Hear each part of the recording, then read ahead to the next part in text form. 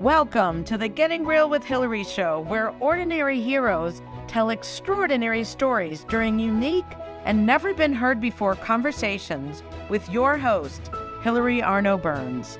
Hillary's unique listening and way of asking questions results in conversations that aren't usually talked about, so you can create the life that you really want but are afraid you can't really have. We are demonstrating the greatness in the human spirit and creating a world where we all reclaim our birthright of joy, happiness, purpose, and passion. Now, here's your host, Hilaryburns.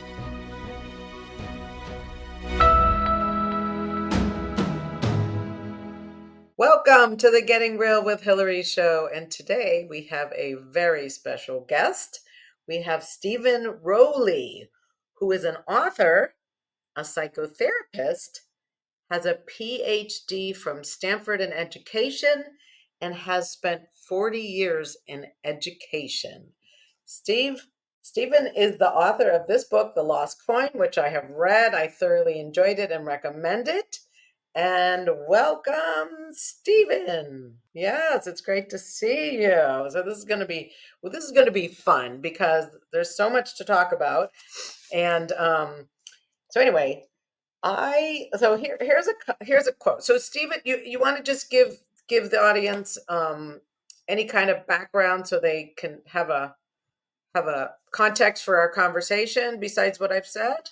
Well, really briefly, the book is on one level, the search for my birth parents. I was adopted, and it took me half my life up to age 40 to find my birth mother. And not almost 2 years to the day through 23andMe, the name of my birth father came to me, and then as did his my four half sisters, his own daughters. He's been deceased for some time. So that's one track. The other is that the book is more than about my adoption and the longing and the searching for that sense of identity, but all the other things that happened to me as somebody who was born in the late 1940s and growing up in the 50s and 60s and going through radical college days and end up in, kind of making my way through all manner of different levels of public education, some of the highlights and lowlights of that. So there's a lot in this book beyond just adoption, but it does reinforce the idea that these have things seem to be fated in a way in our lives. We can't sometimes understand how and why, but my adoption set the stage for me in terms of my overall destiny. Yes. Now, one of the scenes that just came to me from the book was when you went to the baseball game with your grandfather. Yes. Why? I mean, obviously it was a special day. What is there anything that stands out for you as to why you put it in there? I mean, I can guess, but I'd rather hear it in your words. I think that this first going on a cattle truck with my grandfather to the Chicago stockyards, and for the first time seeing thousands of animals being led to slaughter. We stayed there for a night or two. The food was great. I was a 7-year-old kid. I thought that was pretty cool. But then we got on the L in downtown Chicago and made our way to Wrigley Field. And that was the first time I'd really seen, it wasn't the first time I'd seen black people. It was the first time I saw large, sprawling urban decay and urban blight. It was, and also at that time, large numbers of African-American people, black people. And then ironically get to Wrigley Field and see the great Ernie Banks for the first time. So that encapsulates in a way kind of my own sort of very early initiation into kind of I'll call it, this is a formal way of saying it, class and race consciousness that got to me very early. And there's other those kind of events that happened to me later when I was still quite young that let me see what not only the world was like, but as I grew into the awareness that I was adopted, realized that my upbringing was quite privileged. I had great parents. My parents weren't super rich, but my dad was a surgeon and so forth. We lived in a nice house across the street from the country club. Only later did I realize how lucky I was to have them, as opposed to the family of my birth mother, who I eventually met, and what an absolute train wreck of a family that was. So that's kind of at first. There's these layers of kind of peeling away how we become aware, how if we're lucky or if we were determined, how we begin to see life a little bit differently, rather than that I was in the bliss of a Leave It to Beaver world, which I never believed I was. Okay. Um, All right, I'm just going to skip around with my questions, but Jim March, tell me what is right about him. About who? About him, whoever you were talking about. I think you were going to maybe complain about someone, and he said, tell me what is right about him. Oh, this is an advanced seminar with graduate seminar at Stanford in the School of Business with Professor Jim March, who was anybody who was around at that time realized he was the penultimate of professors at Stanford. In the seminar, the first day I realized half the class was it was a seminar of 24. Half of them already were postdocs from London School of Economics. I had only been teaching teaching elementary school only a year and a half before that, so I was a little intimidated. But he gave two rules. One is to tell us what words you don't understand, and when it's your turn to when it's your time to speak, when you're chosen on this random number generator, don't tell us what's wrong with the paper. Any jackass can do this. Tell us what's right. And believe me, that had a lot of people scrambling. I mean, because myself included, we had to be prepared every class for present two papers. We were scratching stuff about, and eventually we got it straight. But that kind of, and later he told me when I asked him to be on my dissertation committee, he said, "You're really good in class," which I was dumbfounded he would say that. I kind of looked puzzled, and he goes, "Yeah," he said, "you only talked about what you knew." I said, "I really respect that," and that was the greatest compliment I ever got at Stanford. So those kind of like those gems of just common sense wisdom that for somebody like me just bore in and just stuck with me. So I was very lucky to have Jim and very lucky to be at Stanford. Hmm. So I forgot. I thought he was talking about a person, but that's also like a really good thing to do. It's so easy to find what's wrong with people, but it's not as much of a habit to find what's right. Jim taught a course, and later somebody made a movie of Jim about using Cervantes' Don Quixote as Hmm. a tool for teaching leadership, which seems completely counter to it, since Quixote's this busted up old knight, delusional, ridiculed in society, just looked like the big fool he was, and thought Dulcinea was the most beautiful woman in the world, and that wasn't true or anything. But there's the line from Cervantes is "Yo sé quién soy," I know who I am. And Jim's point in teaching about leadership this way was that despite appearances, Quixote was dedicated to chivalry, to the romantic ideal of righting wrong, what we call social justice. And despite the fact he was ridiculed, he stayed that way to his death. And so that "Yo sé quién soy," I know who I am, that was, I think, something that Jim lived. And I think for somebody like me, it was sort of, it just bore home that as we don't get it in the beginning, we live into that truth. I know who I am. I may not know who I am, but I know what I am. I know that I know this is true about me. So that was an important lesson. There was a luncheon that when I graduated. This proves the point. Uh, uh, I invited several professors I'd worked with. My family was there, including my aunt, who was managing our family farm. She was a retired school teacher back in Illinois. Very plain, sharp as a tack. But my girlfriend at the time was tall, blonde, Stanford grad, acting at ACT, brilliant. And so Jim's sitting between the two of them, and so he's talking to my girlfriend about Chekhov and Shakespeare. And to my aunt, Jim was from the Midwest, and turned to her and started talking about the price of hogs in Illinois. And I was so taken with that. It was so easy, it was so simple, and yet that he could do both with such ease and which grace, and made them both feel. And I remember at the moment, it really did. I thought in my mind, this is the guy I want to be. So that kind of something to shoot for, to be able to have, and I think the book does this in a way. Keep your roots, keep your groundedness. Maybe that's my Midwestern sensibility, my Iowa sensibility, as well as the top end, all the theoretical stuff, and in both at Stanford and also in Jungian psychotherapy, which I'm in now today. So that keeps me grounded, and I think I'd like to think that shows through. But I had to learn those lessons along the way, even though they came to me in a very unexpected way. Hmm. And was that the aunt that you had a break with? That you used to live with them and then something happened? I don't No, I had a break with my mother, if that's what you're referring to. When I was 13, they always told me I was adopted. I never had a complaint about my parents. I had no reason to. But I asked them, I wanted to know more when I was 13, and my mother basically, threw a gigantic hissy fit and said, "What's wrong with you? Don't you think we love you enough?" And I was so angered and humiliated by that question. I just ran out of the room up to my door and slammed it and swore to myself I would never ever talk to her about my adoption again. And I didn't. I never did. And she knew, she knew that I found my birth mother, and she knew I knew she knew that.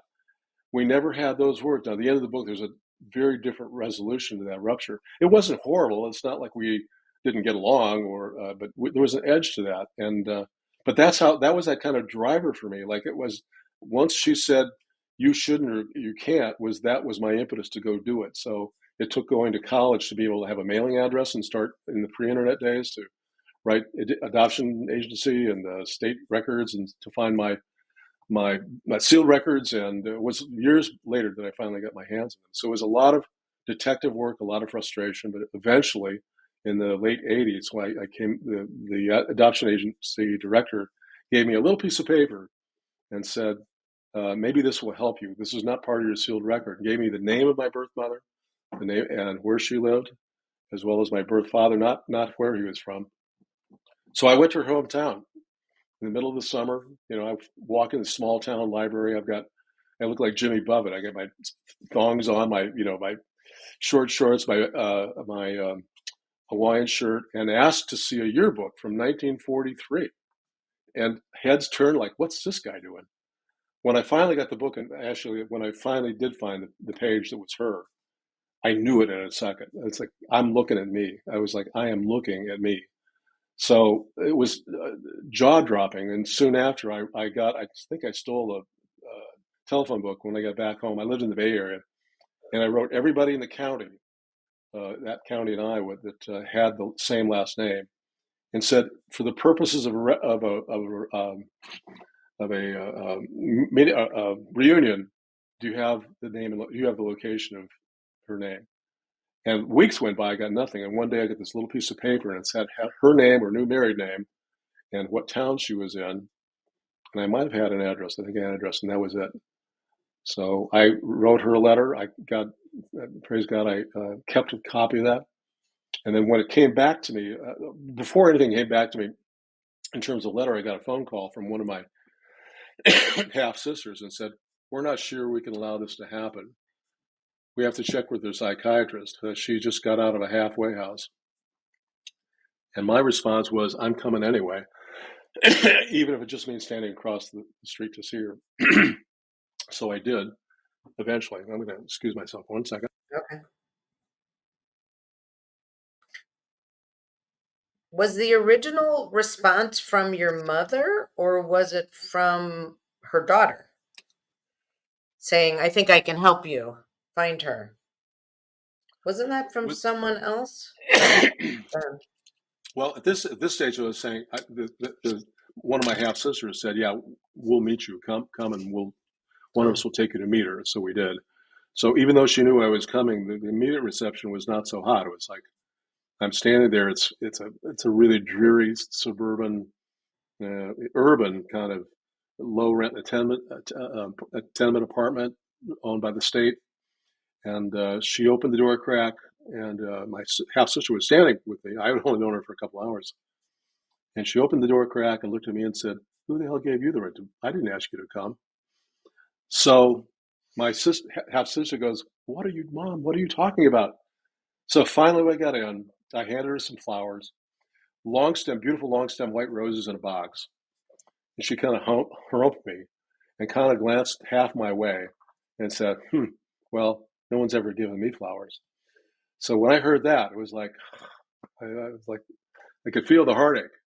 So when she ushered me in, and we made a little tense chit chat, and then I looked around, and she said, "Well, you have to excuse me. A lot of my belongings haven't caught up with me yet.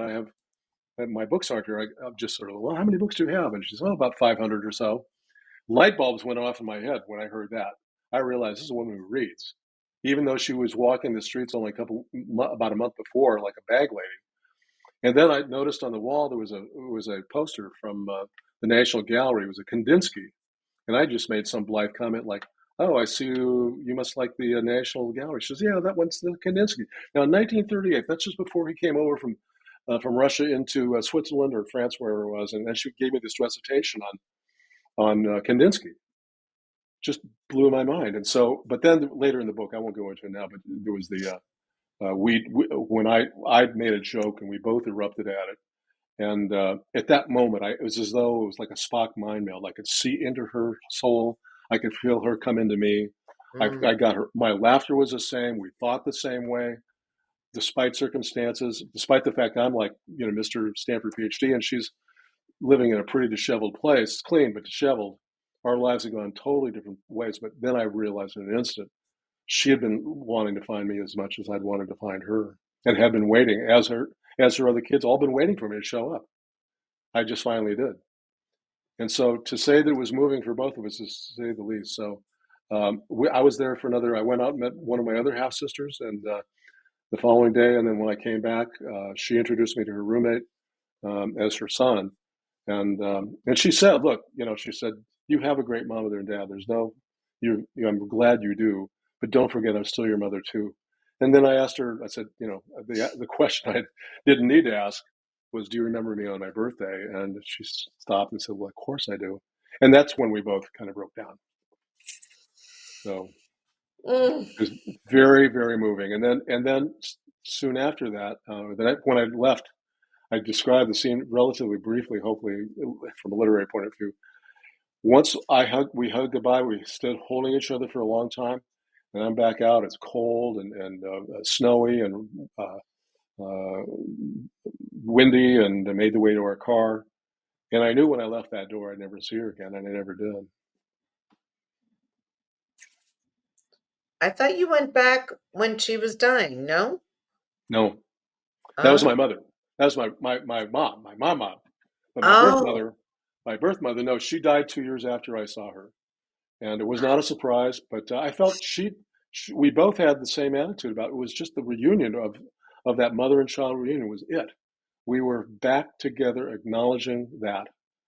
Now the fast forward until about my birthday, about 6 weeks ago, February 10th, 2024, I was in Kansas City, where I was born, and with a fellow historian of the Willows Maternity Sanatorium, where I was born, which was the biggest home for unwed mothers in Kansas City at the time. We did two speeches. One was the Kansas City Library, and there were the Willows Maternity Sanatorium was the place to be. And over the decades, there were about 30,000 of us that were born there. And so the library is only about 2 miles from where the original home is. And out of the 80 that were in attendance, I'd say probably 50 to 60 were also Willows babies who all grown up. So to say it was emotional and a reunion of kind, it was just unbelievable. So I had to do it. It was like a mission. It was like, this is the way to finish this whole book enterprise, was to go back and honor her through this book by being in the vicinity. And then literally just on the 23rd of March, just a week or so ago, 10 days ago, after many years of having this large placard made, but no place, the land where the home used to be was owned by somebody else, didn't want to have it commemorated. So finally, this large plaque on Grand Avenue in the center of Kansas City is a huge plaque, 8 foot tall, 5 foot wide. People came from all over and commemorated with a little story about the Willows and all the couple that started it, and those of us who were graduated from it, so to speak. And so I couldn't come back for that one, but I had friends there. I got pictures of that. It was even the daughter of the couple who's Carol Price, who's just a couple years older than me. She's still there and still living in Kansas City. So really powerful, emotional, multiple layers of reunions, and not all of them happy. A lot of incomplete, a lot of frustration, which comes with adoption, searching for one's past through non-existent family trees, unsuccessful 23andMe, sealed records. A lot of frustration with a lot of people. And then, of course, there's always the surprise stories, people who never had a clue they were adopted until when they were about ready to get out of high school. And folks said, well, there's something we should have told you in the beginning. You're adopted. Or I heard a guy on one of my other podcasts say that he was at his high school reunion, and 25-year reunion, and one of his former classmates came over and said, I've always wanted to ask, what was it like to be adopted? He had no clue. No clue. Now that's the surprise. Now I have another one. I have a classmate from How my did high the other school. guy know? How did the other guy know he was I adopted? think the whole town knew except him. They didn't. They did. Other people held the secret. Now I'll show you how this goes. In my own life, I'm pretty sure. I'll just talk about this hypothetically. There is a female classmate of mine who I went out with for a while, and in a high school, and I knew she had a sister, but she was old, out of college, just older. Her parents were really old. You got old parents, so what? So my understanding is only recently did she find out that her mother, that she grew up with, is not her mother at all. Her so-called sister was her mother. So, but those stories are really common. I think it's in my book. There's about 1.5 million people like me who are formerly adopted. But if you include all the people who have been raised by somebody other than their biological parent or parents, that number goes up to 10 million. So a lot of people raised by grandparents, foster children, of course, members of the family, friends of the family who took somebody in, or in some cases in tribal circumstances where indigenous children are raised by others in the tribe that are not necessarily the parents but are still there. So that's where it exemplifies the idea that for every adoptee and all those of us who were raised by somebody other than our biological parents, there's an individual story for every one of us, and very few of them are the same. Hmm. Of course, my Now, book, is that, let's say it's the 10 million, like, of people who are alive right now? yeah. Wow. Now, one of the books I've got a bunch of adoption books. One of them, I guess, guesstimates that the people who've been affected by adoption or know somebody who was adopted, maybe they weren't, or maybe they weren't like me, a parent of an adopted child, that number can go up to 10 million. Now, I swear this is true. I can't go to a group of people and say 6 or 7 and not and ask the question, who here has been adopted, parent of an adopted child, or knows somebody who's been adopted, and I'll usually get at least 2 out of 7. It's Wow. rare. It's rare to have somebody know or go, oh yeah, like I got a cousin. He was adopted. Yeah, that's so and so. Oh, my neighbors across the street, they were adopted, or they adopted a kid. It's so much more prevalent. We don't know this because I think I say in the book we're an invisible community. We don't go around with a badge saying, "Guess what? I'm adopted." We don't know. It's not until we get to know somebody well enough and somebody who would actually share that, it becomes that secret gets exposed. Now, some people it's not a moment of embarrassment or shame, but that's not true for everybody. Some people, there's a lot of the circumstances are something they don't want to know about or don't want others to know about. And in other cases, and I have a client right now who will prove this. Sometimes in search for our parents, birth parents, for those who are driven to, and not everybody is, sometimes we're not supposed to find them. Sometimes we shouldn't find them. I'm about 99.9% sure that at least one of the Why? family members Why? of one of my, well, I'll give you an example. So his probably his if his birth father wasn't Pablo Escobar, it was Escobar's brother. So he was adopted from Colombia. Pablo Escobar's picture on Wikipedia and my client at that same age are like could be twins. But he was hustled out of the country, and his birth mother was told that he had died, and she had to get out of Dodge fast because both their lives were in jeopardy. So if you're a criminal and you don't want your love child to be known, it's not above a criminal type to have them killed. So there's a lot of that kind of sometimes you're just not supposed to know. Sometimes it's the business of the birth parents. It's their business why they got together and why they gave you up, and we adoptees can say, "Well, it's my right to know," but in fact, I think it's actually, well, arguably, you can say it's still their right to keep their own secrets, and sometimes we shouldn't know those secrets. So, okay, going back to the Willows, Yeah, 30,000, were they all adoptees? What did they do any regular births with two parents, or this was no, all just Kansas just City in the 40s and 50s and 30s were considered. It was the hub of adoption in the United States. more homes and babies born, children born out of wedlock in homes for unwed mothers was because Kansas City is in the middle of the United States, and there's a lot of rail lines that go through there. So that's where, and they advertise, the founders advertise in magazines, national magazines all over the place. So they're very well known. And so there's a lot of confidence. It was kind of pricey. So it was going to keep some people from coming. Excuse me, one more second. Wow. So there's a steady stream of people coming in there. So young women come From all over the country? Like, all over the so if country. you were in New York, you got pregnant, your parents wanted to hide it, they sent you to Kansas City. Yeah, even better since you could go that far away. In the case of my birth mother, her hometown was maybe in those days by car maybe 4 hours away. So, but it was still a ways away. Because particularly, well, any place at that time, I'll say I don't think it's any more true in the Midwest. But if you were a girl who was pregnant in town and with no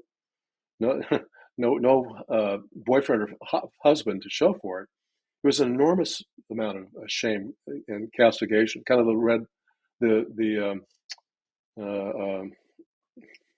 what's the Esther print? Scarlet Letter. Scarlet Letter. So you just simply go away for a while, and then you come back and To your aunt's away house. To your Aunt Yeah. Ida, who was failing. Right. And by the way, also during this time, I don't have the figures in front of me. My understanding, particularly in the United States in the 50s, that in addition to adoptions being so popular, abortion was extremely popular.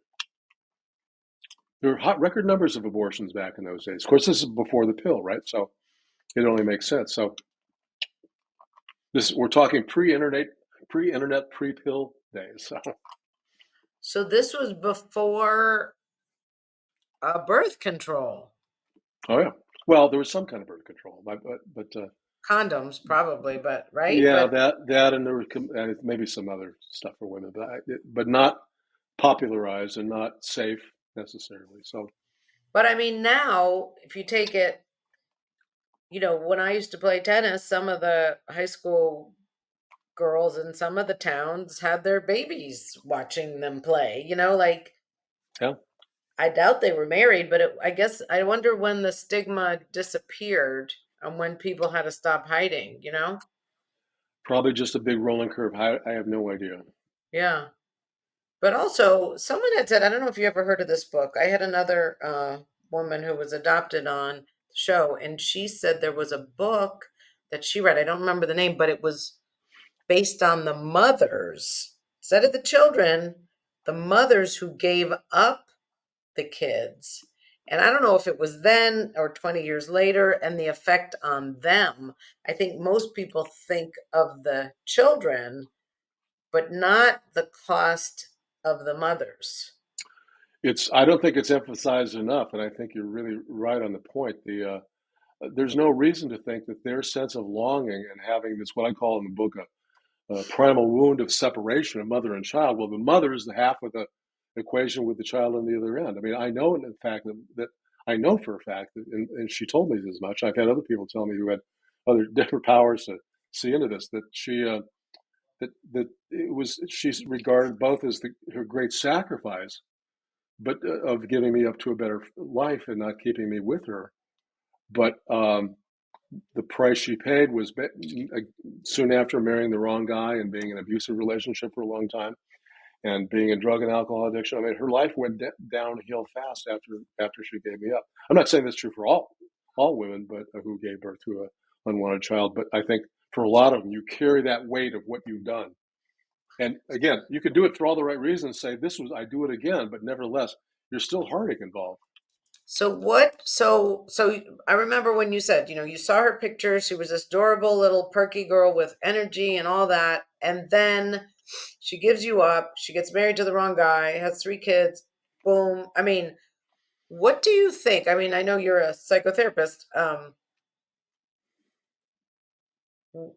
Does she decide I'm no good? Like, does she, and you probably can't say, but like, how does that take someone down the wrong? I mean, there was a girl who was a perky little cheerleader, happy, happy, happy. She gets kicked off the squad for fighting. And boom, the next thing you know, she's a drug addict and ends up overdosing. But until that moment, and I don't know if this is true, this is the story I made up about her, that she decided she was no good. You know, something clicks in you, that little incident, and you make up a story and it takes you down. I don't know. What do you think about that? Well, You're the I doctor. You're the PhD, not me, yeah, but yeah. it seems like Well, that happened to your mom, you know? well, I would say, using through that lens, particularly with a background in depth psychology or Jungian psychotherapy like me, that the things we think we want to attribute to what they thought and we're wrestling with consciously tend to Yeah. be the opposite, tend to be held in the unconscious. That the imprint of trauma is held deep within. It's Mm, not, you can walk around even until you're midlife and kind of go, oh, this trauma of what happened to me is really in my guts. A lot of people don't even recognize that.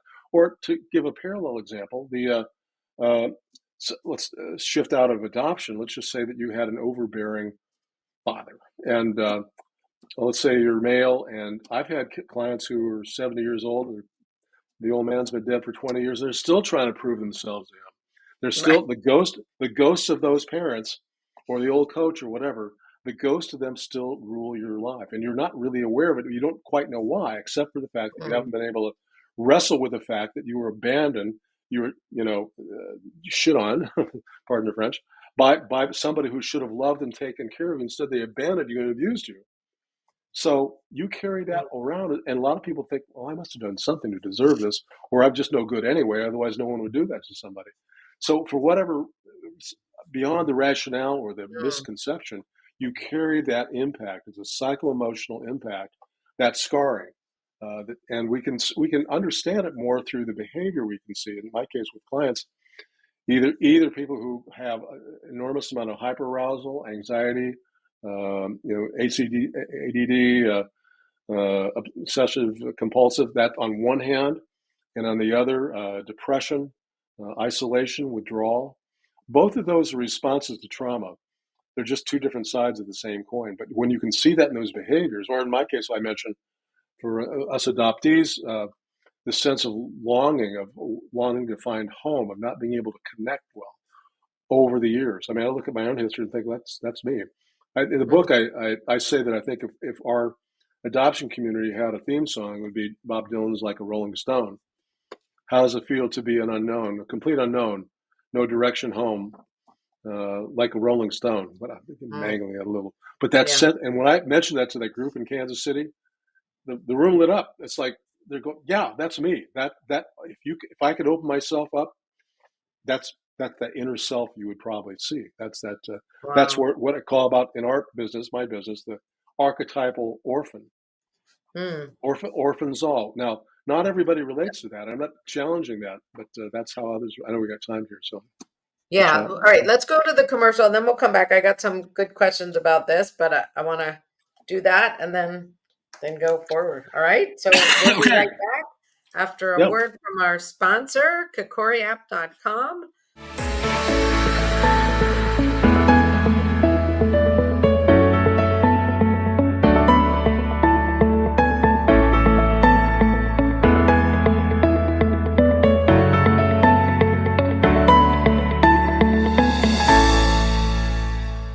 Has social emotional learning become just one more thing on your teachers' plates? Do teachers and students both find it boring and ineffective? Then bring Kikori to your school. Kikori transforms classrooms through experiential SEL activities that help students play, reflect, connect, and grow. Even better, students say it's more fun than recess. Schedule a no-obligation conversation at kikoriapp.com/bringkikori. KIKORI. Do you ever feel like you can't say what you really want to say? Or that you're stuck or in a holding pattern in your relationships, career, personal life, or finances? Are there things you want in life that you've given up on? Are you resigned that this is as good as it's going to get? If you answered yes to any of these questions, then Hilary Burns, host of the Getting Real with Hilary show, has the solution you need. Hilary is a published author of 3 books and has a program called the Getting Real process. This process frees you from what is holding you back, allowing you to create a life you love. Don't believe it? It is hard to believe that it could work, isn't it? The proof is that hundreds of Hilary's clients have used the Getting Real process and are now free to create whatever they want in relationships, career, finances, enjoying life, or just loving themselves more. So go to realtalkwithhilary.com and order Hilary's book, Real Talk, and set up a conversation.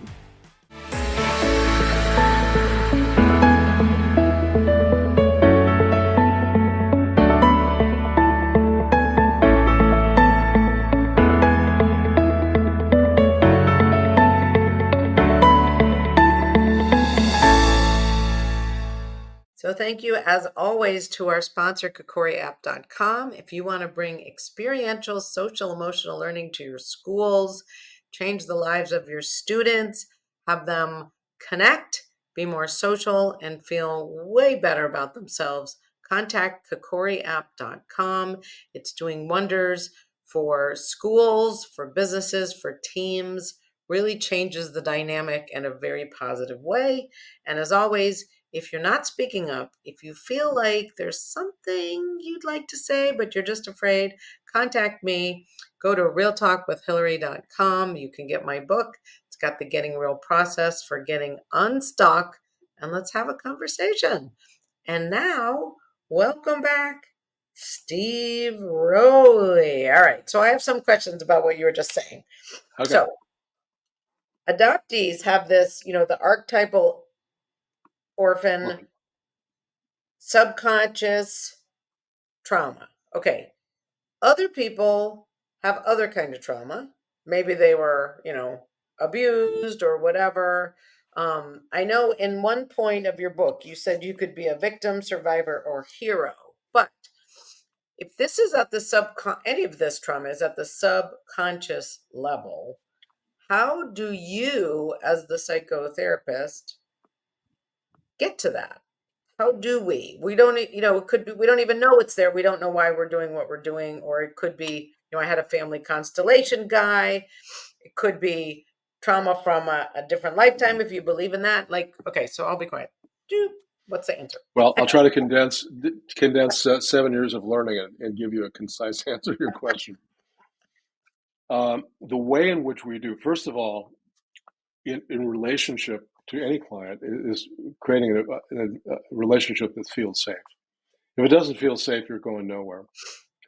But the most important thing, I think, if there's a singular thing to point out, is having the person tell their story. Tell their adoption story, tell their abuse story, tell their victim story, tell their, how you were abandoned by, you're emotionally abandoned by your mother, even though you live in the same house, she never touched you, she never held you, and so forth. So tell that story and then tell it again. And in time, you begin to ways in suggesting how the facts, so-called facts, can remain the same, how we can begin to reframe the story. I think in your own book, it's a little like this. So let me just kind of push in farther. It's not the trauma is the killer. It's how we respond to trauma. And so I'll give you an example of where I'm going with this. Long time ago in Seattle, I was at some sort of self-growth workshop with 50 people, with two really well-known psychologists at the time.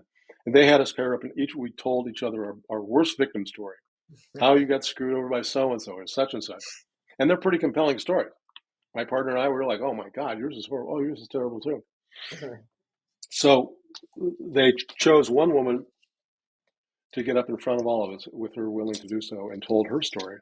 And her story was like lying in bed on a second-story apartment with her baby in a basket next to her in bed.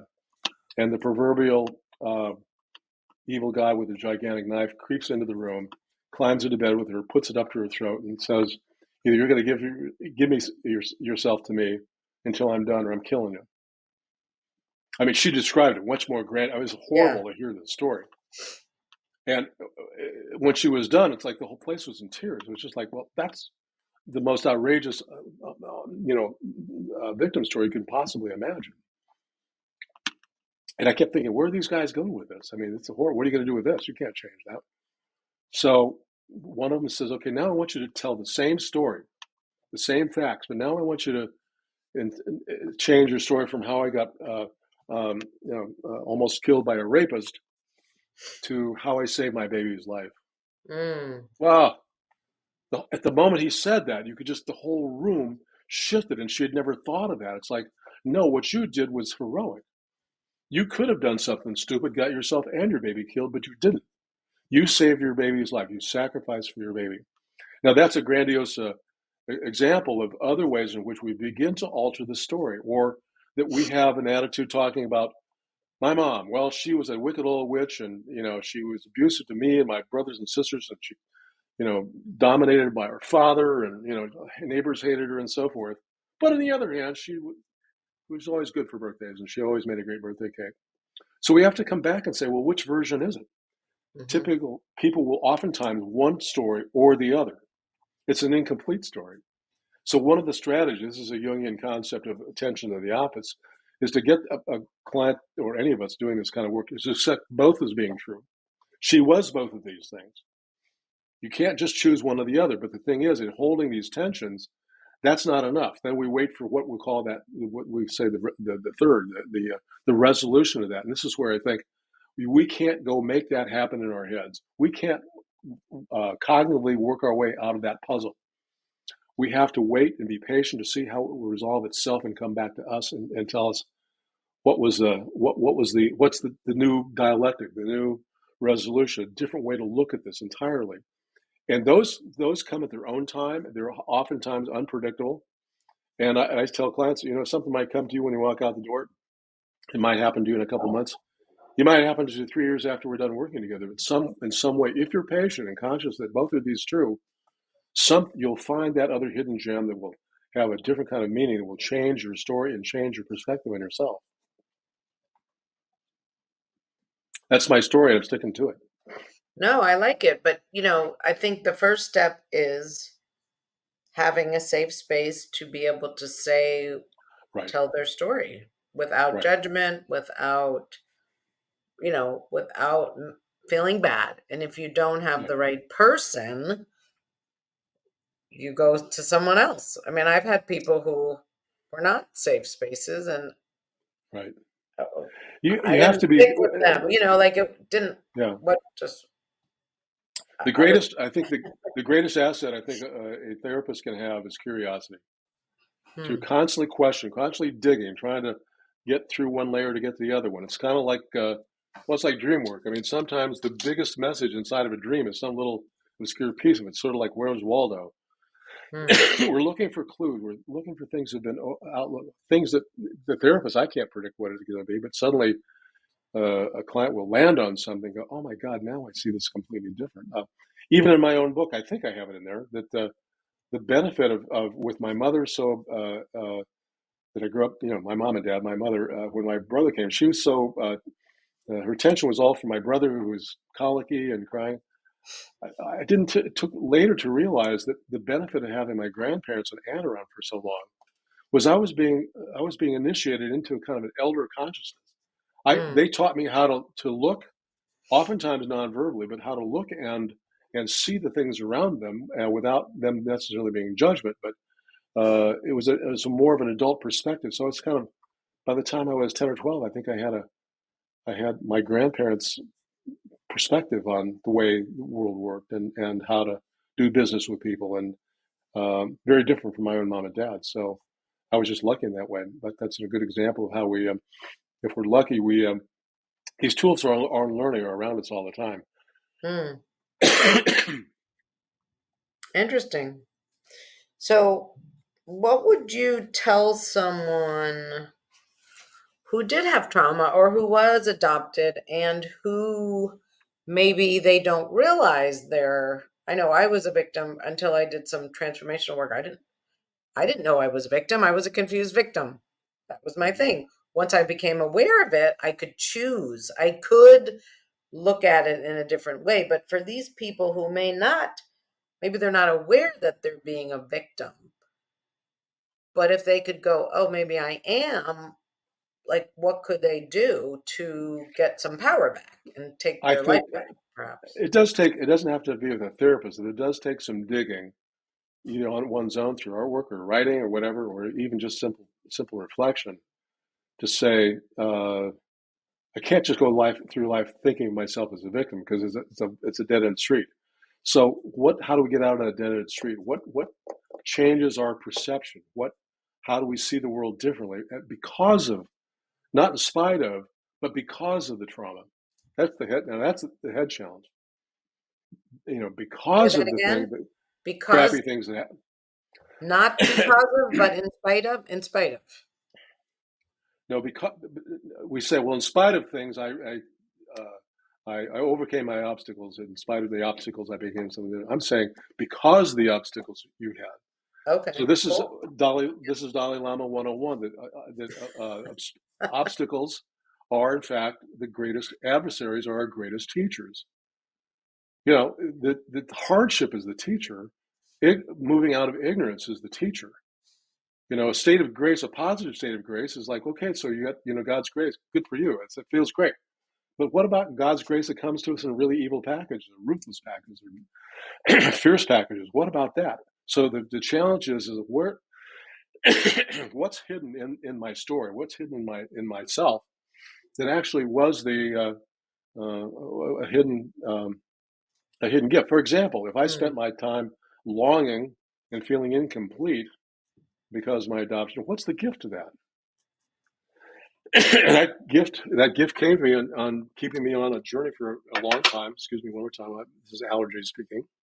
Okay.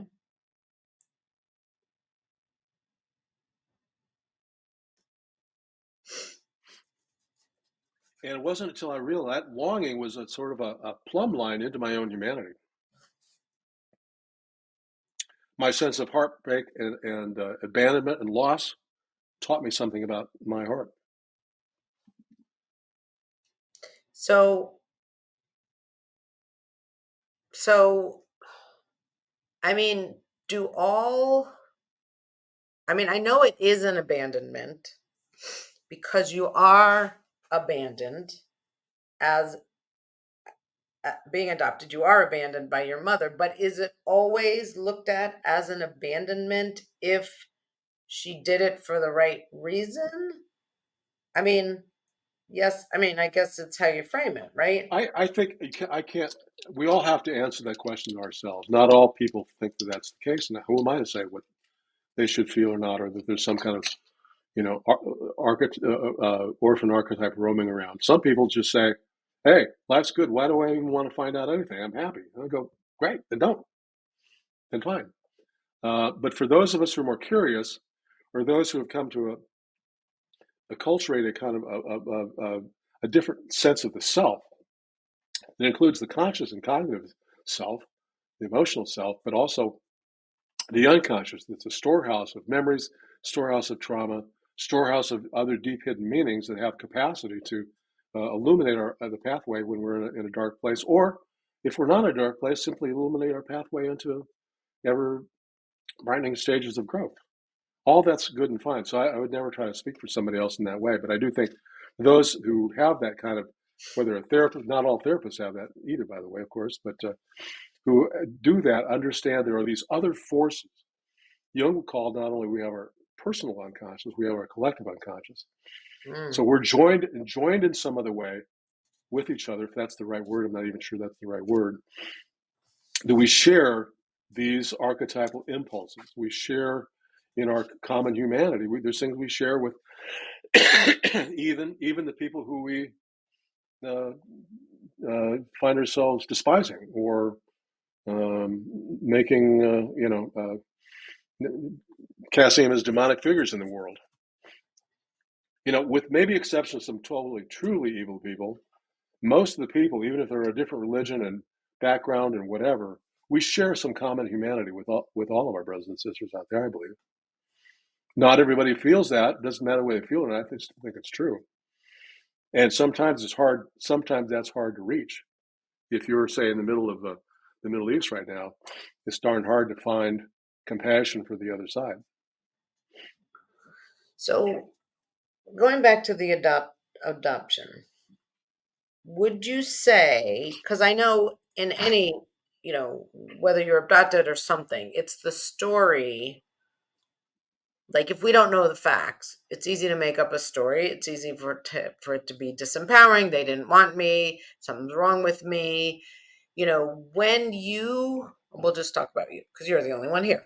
So when you found out the story, your mother, was involved with, the guy was married, so she couldn't get married, and she wanted you to have a better life or something, if that's true.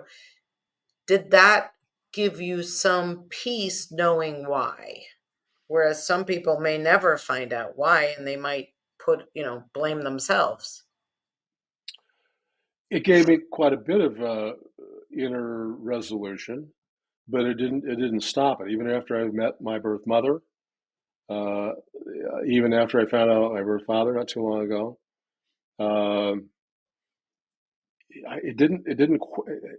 over the years, it quelled my curiosity to know more, as though there was something else I needed to know. So I have not been that inquisitive with my half sisters to know more, because it's like, well, now I feel like I'm just prying in your lives. And Mm, to what end? I mean, there's nothing more I need to know about me. That's why I ended the book that I did, using this Zen koan, to evoke the notion of mystery. And I think even the work as a psychotherapist, or even if you look at our own lives, and some things are not explained. mm, Sometimes we don't know why. Why did I meet my husband? Why did I meet my wife? Why did I go to the college I went to? Why was it I bumped into the profession I had? How did I back into this thing? I have no idea. And the fact is that there is that mystery element to it. And I think that's that kind of that invisible force of fate or destiny, that somehow it's with us. It's as though we're flowing down a raft on a river. Sounds like Tom Sawyer and Huckleberry Finn, but you're on this river, and you can't be thinking about it all the time. But we are, in fact, in some kind of this motion, if you will, or state, where things are changing around us all the time. Now, is it always wind at our backs, or get in our faces? Maybe yes, maybe no. It's hard to say. But evoking that possibility as an imaginable possibility begins to, I think, gives it sort of an ineffable element to what it means to be, human, and what it means to be. Um, well, the nature of life is not something. Is not a cognitive. What do I say? It's not a cognitive calculus. It's not an equation. it's not logical. Yeah. Logical or sequential, it's not mathematical. It's not mathematical. Right. So, Yeah. I mean, maybe this is a dumb question, but I'm going to ask it anyway. There's your wife. Hi. Oh, I'm online. Oh, I'm sorry. Hello. Anyway, so this is a dumb question, but I'm going to ask it. I know for a person adopted, it's the worst, not the worst thing. It's trauma. But there's other trauma. Let's say you have your parents and they abuse you, or they kill the other parent or something. Like, if you look at it that way, not that we get to choose, but it's all pretty bad, and then it's a matter of, how are we going to write our story? Are we going to stay a victim? Are we going to stay powerless? Or how are we going to do that? But, you know, I always thought of orphans, or, when you spent those 4 months in a place, who knows if you were ever hugged? Who knows? You know what I mean? We don't know. Right. It sounds terrible to me, but then there's other things as well that I hear people have gone through that are just as terrible. So, not that you would want to choose, but do you ever think about that? And I know we got to wrap it up in 2 minutes. So Yeah. Well, that, I'll make the distinction. In the book, I refer to this as a form of developmental trauma, which mm, means it disrupts the normal flow of how one might ordinarily develop. Other kinds of developmental trauma would be bonding, or the lack of bonding, lack of good mm, bonding. As those two compared with abject, emotional, physical, sexual kinds of trauma, they're a different kind, and oftentimes of a different degree. okay. But the dynamics of toward healing are somewhat the same. But those are different. Those are have a more pointed uh, what moment or moments when these things happen that are so horrific what Winnicott refers to as primitive agonies. I mean, they're really the bad stuff. Yeah. You know, you see somebody murdered in front of you. Yeah. That evokes something that's going to have an impact. That's not developmental. That's just hard cold trauma. Right. So is the bonding, and I know we got to wrap it up, but I just want to ask, when someone like you, maybe or maybe not, didn't have the bonding because you were, I don't know if when you did get adopted, if they were hugging and stuff like that, can you create the bonding from, I mean, is that, or is it just gone for the rest of your life? I think the latter is true. I hate to admit it. It sounds like self-therapy here, but I think, there's things you can do to accommodate to that. You know, as though I've overcome. Now, it raises the issue in therapy. What's healing? What's integration? You know, all that. Those are big topics for another day. Yeah. But I think it's like it's sort of like saying, well, if you got your leg blown off from your knee below your knee, you can learn to a prosthetic, and you can live a great life with a prosthetic. Does that mean you've overcome the trauma? No, but you've learned to accommodate pretty darn well. It's not only a compensation, it may be an incredibly new compensation. You can't even begin to fathom yet. So right. Okay. Yeah. All right. Well, thank you so much. This has been so interesting. Thank you for letting me pick your brain and ask for that stuff. But what message would you want to leave the audience with? What would you be your vision in the next 5 years, or what do you hope to leave the world? What I hope to leave the world? Yeah, like your impact, answer it however you want. Something profound that we can. I think the egoic part of me, or many people, want to have big events, big accomplishments, public accolades, commonly acknowledged as having done big things, good things, and all that stuff. And there's nothing wrong with that, obviously. I mean, maybe we all have that, would like that ourselves. But I'd say that, given the state of the world, it's more than enough to lead our lives with pursuing our own sense of personal integrity. And to use a word from your book, bullshit, is how do we live and cut through bullshit? How do we keep ourselves sane by seeing stuff that's ridiculous and nonsense, and keeping in our own lane without thinking we have to change the world? We're like, oh, the high-tech mogul, I'm going to change the world with my new device. I just saw where, what's his face, Reed Hastings, who is Netflix. He's buying a mountain resort, and you have to have the membership, not the property, just to be on the top of the mountain. And your private exclusive ski resort is $100,000. I mean, it's doable. I mean, capitalism says you can do that, but to me, it's the ultimate, not the ultimate. It's one of those excessive expressions of ego, not to mention the fact that we think we can own the mountains. We own the snow. This is mine. And I think I turn my back on that kind of stuff along. So I think pursuing our own kind of centeredness. I mean, if more people, if we're doing that, maybe our world would be a little bit better place to live in if we resolved around our own sense of personal integrity and justice, for that matter. I mean, that's not, it's hackneyed, but I think that's to believe in that and to be a force for healing, not division. I think those are huge. Thank you. Thank you so much, Stephen. It was a pleasure having you. Thank you. And maybe we'll get into some deep stuff again sometime. So okay. Thank you. All right, Hillary. Good luck to you. All right. Okay. Don't leave. Thank you, everyone. Thank you for watching this episode. I started getting real with Hillary when I discovered that I was a people-pleasing, pleasant phony and wanted to be more of my real self. We can grow together if you will like the show, subscribe to my channel, and share this episode with your friends and family so that we can have a world that's more real.